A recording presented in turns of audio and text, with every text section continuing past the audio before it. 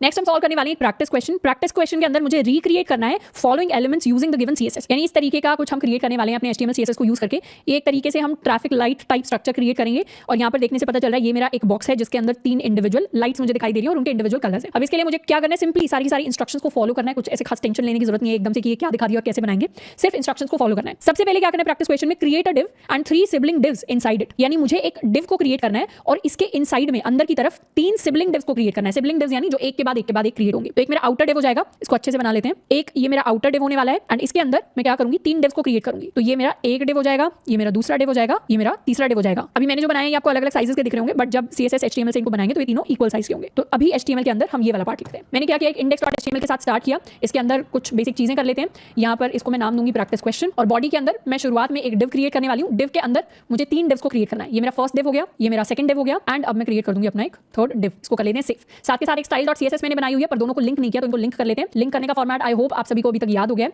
Relation में लिखेंगे style sheet, href में लिखेंगे style.css, सेव। एंड अभी जब रिफ्रेश करेंगे तो मुझे स्क्रीन पर कुछ नहीं दिखाई देगा। कुछ क्यों नहीं दिखाई दे रहा, क्योंकि डिव के अंदर अभी मैंने कोई कंटेंट तो डाला ही नहीं है, तो इसलिए अभी स्क्रीन पर कुछ नहीं है। नेक्स्ट स्टेप की तरफ आते हैं। नेक्स्ट स्टेप में ये कह रहा है कि फॉर द आउटर डिव, यानी ये जो बाहर वाला डिव है, इसके लिए अब स्टाइलिंग हम सेट करने वाले हैं। तो इसके लिए स्टाइलिंग सेट करेंगे, height 200 pixels, width 70 pixels and border के लिए इसने प्रॉपर्टी दी है कि 2 पिक्सल का सॉलिड ब्लैक कलर का बॉर्डर मुझे सेट करना है। तो ये जो आउटर डिव है इसको मैं कुछ नाम देने वाली हूँ। लेट्स सपोज इसको मैं आईडी दूंगी कुछ आउटर, इसको कर लेते हैं सेव। एंड अब आउटर के नाम से इसको मैं स्टाइलिंग देने वाली हूँ। मैंने सिंपली डिव क्यों नहीं लिखा style.css के अंदर, तो आई होप कि इसका जवाब आप सभी को पता है, क्योंकि अगर पता है तो उससे पता चलता है हमारे कॉन्सेप्ट जो है वो स्ट्रॉन्ग बिल्ड हो रहे हैं, और नहीं पता है तो मतलब पुराने वाले चैप्टर्स को CSS वालों को हमें थोड़ा सा और अच्छे से रिवाइज करने की जरूरत है, CSS एंड बोथ HTML। अब डिव को मैंने आईडी दी है क्योंकि अगर मैं यहाँ पर सिर्फ डिव लिख देती तो स्टाइल जो आउटर डिव पर जाना चाहिए था वो इनर डिव्स पर भी जाता, क्योंकि डिव तो कॉमन HTML एलिमेंट है, तो वो सारे के सारे डिव्स पर स्टाइल अप्लाई करता। तो इसीलिए मैंने आईडी सिलेक्टर को यूज किया है, एलिमेंट सिलेक्टर को यूज नहीं किया। तो अब आउटर के अंदर हम क्या करेंगे, आउटर के अंदर मैं स्टाइलिंग सेट करने वाली हूँ। पहले हाइट सेट कर देते हैं। हाइट मुझे सेट करनी है 200 पिक्सेल्स, उसके बाद विड्थ मुझे सेट करनी है 70 पिक्सेल्स। अब मुझे बॉर्डर सेट करना है, तो बॉर्डर को एक साथ सेट कर देते हैं।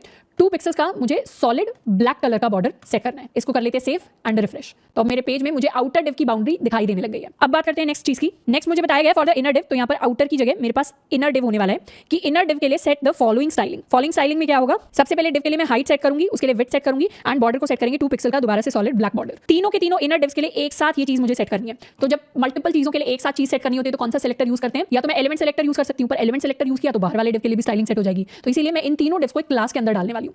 इन तीनों को मैं कॉमन क्लास दूंगी इनर। यही क्लास मैं सेकंड डिव को भी देने वाली हूं, यही क्लास मैं थर्ड डिव को भी देने वाली हूं। इसको कर लेते हैं सेव। स्टाइल के अंदर जाकर क्लास सेलेक्टर यूज करूंगी डॉट इनर एंड अब इसके लिए हाइट सेट कर देते हैं। हाइट होगी 50 पिक्सेल्स, मेरी विड्थ क्या होने वाली है, विड्थ भी होगी 50 पिक्सेल्स एंड मेरा बॉर्डर होने वाला है ये same 2 pixel solid black colour का। तो इसको कॉपी करके पेस्ट, सेव एंड रिफ्रेश। तो ये 3 मुझे बॉक्सेस दिखाई दे रहे हैं एंड ये तीनों बॉक्सेस क्या है, ये तीनों बॉक्सेस एक तरीके से मैंने स्क्वायर बनाए। स्क्वायर कैसे पता चलता है, जब आपकी हाइट और विड्थ सेम होती है तो मतलब आपने एक स्क्वायर बॉक्स बनाया है। नेक्स्ट स्टाइल की बात करते हैं। अब तीनों ही बॉक्सेस को मैं एक मार्जिन भी देने वाली हूं 10 पिक्सेल्स की। तो मार्जिन देने के लिए हम क्या करेंगे, सिंपली लिखेंगे मार्जिन एंड 10 पिक्सेल्स। मार्जिन देने से क्या होगा, बॉक्सेस के बीच का एरिया बढ़ जाएगा, यानी बीच में स्पेस आ जाएगी। इसको करेंगे रिफ्रेश, तो बॉक्सेस के बीच में स्पेस आ गई है। एंड क्योंकि मैंने सिर्फ मार्जिन यूज किया है, मार्जिन यूज किया मतलब चारों जो डायरेक्शंस है, टॉप बॉटम लेफ्ट राइट, चारों में मार्जिन 10 पिक्सेल्स की आ गई। टॉप में भी 10 पिक्सेल्स है, लेफ्ट में भी 10 पिक्सेल्स है, बॉटम में भी 10 पिक्सेल्स है, राइट की तरफ भी 10 पिक्सेल्स है। बट क्योंकि डिव है, ब्लॉक एलिमेंट है, तो सारा का सारा राइट साइड का ऑक्यूपाई कर रहा है। जो पेरेंट एलिमेंट जितना सेट करता है उसका सारा राइट साइड का वो ऑक्यूपाई करता है। एंड लास्ट एक स्टाइलिंग देने वाले हैं कि make inner divs circular in shape, यानी इन तीनों डिव्स को अभी तो मैंने बॉक्स की शेप में बनाया है, अब इनको मुझे सर्कुलर बनाना है। किसी भी बॉक्स को सर्कुलर बनाने के लिए हम क्या करते थे, बॉर्डर रेडियस को यूज करते थे। तो मैं लिखूंगी बॉर्डर रेडियस एंड कंप्लीटली अगर मुझे स्क्वायर का सर्कल बनाना है तो हम लिखते थे 50%। परसेंटेज के बारे में बाद में डिटेल में पढ़ रहे होंगे, बट अभी के लिए मैंने याद कर लिया कि बॉर्डर रेडियस 50%, यानी अब मैं एक सर्कल बनाने वाली हूं। इसको जाकर करेंगे रिफ्रेश, तो मेरे पास 3 सर्कल्स क्रिएट हो गए हैं। और नेक्स्ट मुझे क्या करना है, सारे के सारे सर्कल्स को मुझे इंडिविजुअल कलर्स देने हैं, यानी रेड, येलो एंड ग्रीन। तो अब इंडिविजुअल कलर्स देने के लिए इनको मैं एक आईडी दे देती हूं। ये मेरा होने वाला है रेड कलर, इसको आईडी दे देंगे हम येलो एंड इस तीसरे डिव को मैं आईडी देने वाली हूं ग्रीन। इसको करते हैं सेव। style.css के अंदर जाकर पहले मैं रेड को सिलेक्ट करूंगी। इसको हम कलर देने के लिए किसी भी बॉक्स को जब मुझे कलर देना होता है तो हम क्या यूज करते हैं, हम यूज करते हैं बैकग्राउंड कलर। तो इसको मैं बैकग्राउंड कलर देने वाली हूं रेड के इक्वल। सिमिलरली येलो को बैकग्राउंड कलर हम देंगे येलो के इक्वल। अच्छा, यहाँ पर ये जो मेरा बॉक्स है आउटर बॉक्स, इसको विड्थ मैंने 70 दे दिया है, पिक्सेल्स नहीं दिया था, तो इसको कर लेते हैं सेव। तो अब इसकी विड्थ क्या होगी, अभी तो ये प्रॉपर पूरा स्क्रीन को भर रहा है, पर अब इसकी विड्थ छोटी होने वाली है। यानी रिफ्रेश किया तो अब ये थोड़ा शेप में आ रहा है। रेड और येलो कलर मेरे पास आ गए। थर्ड को भी कलर दे देते हैं, ग्रीन को मैं बैकग्राउंड कलर देने वाली हूँ ग्रीन के इक्वल। इसको करते हैं सेव एंड रिफ्रेश। तो ये पूरी की पूरी ट्रैफिक लाइट जिसको हमने देखा था उसको हमने क्रिएट कर लिया। एंड इस तरीके से अब आप थोड़ा हम समझना शुरू करेंगे कि अभी तक जो हम डिफरेंट वेबसाइट्स देखते थे, उन पर डिफरेंट शेप्स देखते थे, अलग अलग जो खूबसूरत से बटन्स देखते थे, अलग अलग स्टाइल्स देखते थे, उनको हम खुद भी क्रिएट कर सकते हैं। इनफैक्ट हम खुद स्टाइलिंग क्रिएट कर सकते हैं, हम खुद सर्कल तक बना सकते हैं, अलग अलग शेप्स बना सकते हैं, जिनको हम अभी CSS के अंदर और ज्यादा एक्सप्लोर करेंगे आगे जाकर।